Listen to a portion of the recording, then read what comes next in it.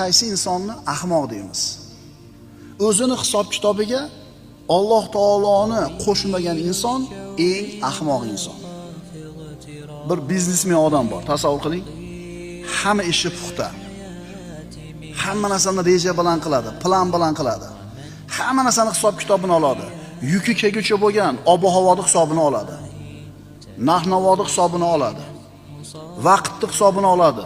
Qonun, qoidalar, siyosat, yo'ldagi xatar, tamojna, nalog xullas o'sha yuk kelib bu yerda daromad qilgucha hisoblanish kerak bo'lgan hamma hisob kitobni qo'shadi hisobiga.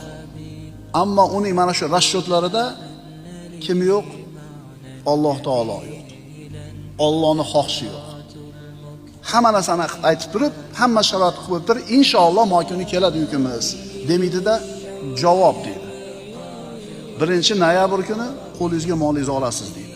Yoki ustalar javob, juma kuni mashinangizni olib chiqib ketasiz deydi. Agar mana shu savdogar bilan mana shu usta inshaalloh demasa, Allohni o'zining hisob kitoblariga qo'shmasa, eng ahmoq odam bo'ladi.